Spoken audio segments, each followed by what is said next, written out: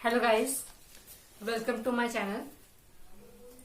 तो हमने some basic concept of chemistry इसको स्टार्ट किया था और अब जो अगला पॉइंट हम डिस्कस करने वाले हैं वो है फिजिकल प्रॉपर्टीज। हमने सीखी है कौन से फिजिकल प्रॉपर्टीज है, अब उनके बारे में हम डिटेल्ड स्टडी करेंगे। और मैं वीडियो बहुत ही कम लेंथ की बना रही हूँ जिसके वजह से आपको देखने में इंटरेस्ट आएगा, और लेंथी वीडियोस बहुत बोर करते हैं। सो गाइस, हम स्टडी करेंगे आज फिजिकल प्रॉपर्टीज। जो फर्स्ट फिजिकल प्रॉपर्टी है वो है मास एंड वेट।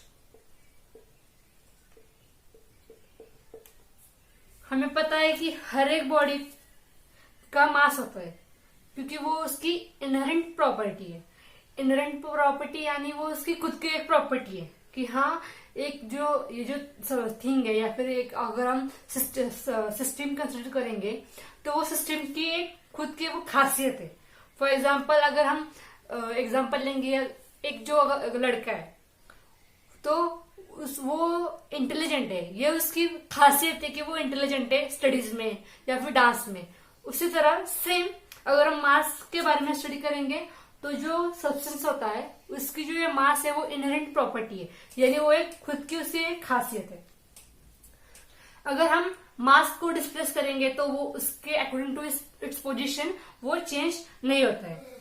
और अगर ऑन द हैंड अगर हम वेट की, हमने मास के बारे में बात की, अगर हम अब वेट के बारे में देखेंगे तो weight of the body is result of mass. मतलब किसी भी बॉडी का वेट क्यों होता है तो वो उसकी मास की वजह से होता है। अगर वो जो बॉडी है वो अगर हम अर्थ के ग्रेविटी के अगर क्लोज लाएंगे तो उसका मास हम ज्यादा देखेंगे। अगर किसी भी अगर हम किसी भी बॉडी को अर्थ की ग्रेविटी के इन्फ्लुएंस में ज्यादा लाएंगे तो उसका जो वेट होगा वो इंक्रीज होगा। अगर उस बॉडी को हम अवे फ्रॉम द ग्रेविटी लेके जाएंगे तो उसका जो वेट है वो कम होगा। तो ये जो वेट है वो कांस्टेंट नहीं रहता है, वो वेरी होता है। The weight of body varies because the gravitational attraction of the earth for a body varies with distance from the centre. अगर हम कंसिडर करेंगे कि ये अर्थ है, अगर अर्थ के सरफेस पे अगर मास होगा तो उसका बॉडी होगी।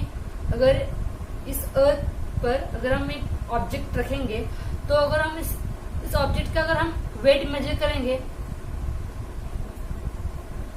तो ड्यू टू अर्थ ग्रेविटी इसका वेट है वो अगर x होगा, ड्यू टू ग्रेविटी जो ऑब्जेक्ट है उसका वेट क्या होगा x। अगर हम ये सेम जो ऑब्जेक्ट है वो अवे फ्रॉम द अर्थ यहाँ इस हाइट h पर अगर हम लेकर जाएंगे तो इस ऑब्जेक्ट का जो वेट होगा वो कम होगा। दैट इज x माइनस यल, जो भी इसका वेट है वो कम, क्योंकि ये किसकी वजह से होता है तो ड्यू टू ग्रेविटी। तो मास बॉडी का कभी चेंज नहीं होता और वेट बॉडी का चेंज होता है according to the earth gravitational attraction किसी भी बॉडी का। वो बहुत ही फंडामेंटल प्रॉपर्टी है देन वेट। और basic unit for mass in ऐसा सिस्टम कौन सी है वो है किलोग्राम। मास का ऐसा सिस्टम में जो यूनिट है वो है केजी, जो हमने ऑलरेडी पढ़ा है। और जो इसका फ्रैक्शनल क्वांटिटी है वो कौन सी है हम यूज करते हैं वो है ग्राम। और अगर हम कन्वर्जन देखेंगे तो 1 kg मतलब कितना होता है 1000 ग्राम्स। इसको हम 10⁻² की पावर में भी लिख सकते हैं। तो ये हमारा first property mass and weight. अब हम देखेंगे सेकेंड प्रॉपर्टी, वो है लेंथ। इन केमिस्ट्री लेंथ का जो रिलेशन आता है वो आता है एटम। मतलब अगर हम ये कंसिडर करेंगे एक एटम, फॉर एग्जांपल ये एटम में ये जो है सेंटर पे वो है न्यूक्लियस और साइड में होते हैं उसके इलेक्ट्रॉन्स।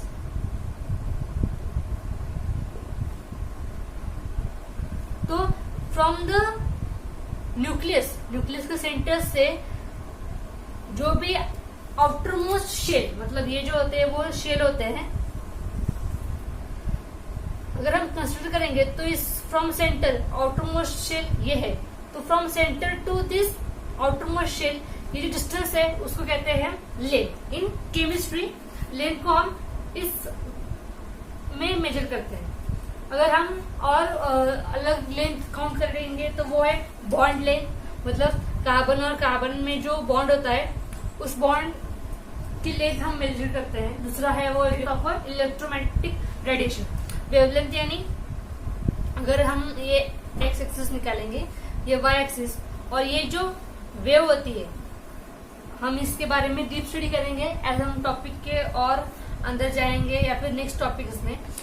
ज्यादातर इसका जो रिलेशन है वो फिजिक्स में आता है। तो अगर ये जो है ये एक वेव हुई, इस वेव को हम क्या कहते हैं, कैसे रिप्रेजेंट करते हैं, वो है लैम्बडा में। तो ये केमिस्ट्री में लेंथ का मेजरमेंट होगा वो है बॉन्ड लेंथ में, या फिर एटॉमिक रेडियस की लेंथ में, या फिर वेवलेंथ में। और ये जो क्वांटिटी है वो बहुत ही स्मॉल होती है, और इसका जो फ्रैक्शनल ऐसा यूनिट है जो लेंथ में वो कैसे यूज करते हैं, वो नैनोमीटर्स। मतलब ये जो बॉन्ड्स वगैरह होते हैं बहुत ही स्मॉल होते हैं फ्रैक्शन में, वो हम कैसे मेजर करते हैं, नैनोमीटर में। जो एक हमारा 1 नैनोमीटर है वो कितना होता है, 10⁻⁹ मीटर। आप देख सकते हैं कि -9 की नेगेटिव पावर है, ये कितना स्मॉल या फिर कितना फ्रैक्शन यूनिट होगा। अगर हम 1 पिकोमीटर का कन्वर्जन देखेंगे तो वो है 10⁻12 मीटर। अब हम स्टडी करेंगे हमारी नेक्स्ट प्रॉपर्टी, वो है वॉल्यूम।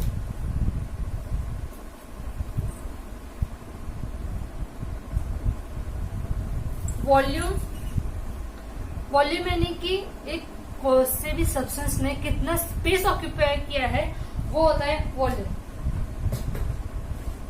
अगर हम फॉर एग्जांपल अगर हम ये देखेंगे कि ये ऑब्जेक्ट है, तो ये ऑब्जेक्ट हम इस बोर्ड पर प्लेस करेंगे, तो इस ऑब्जेक्ट ने इस बोर्ड पर इस ऑब्जेक्ट का जो वॉल्यूम है, मतलब अगर हम इस ऑब्जेक्ट अगर ये जो बॉक्स है इसे हम ओपन करेंगे तो इसके अंदर कितना क्वांटिटी में एक सब्सटेंस बैठ सकता है, वो क्या होता है उसका volume. It's the amount of space occupied by 3 dimensional object, it does not depends on shape. ये जो वॉल्यूम होता है वो शेप पर डिपेंड नहीं करता है।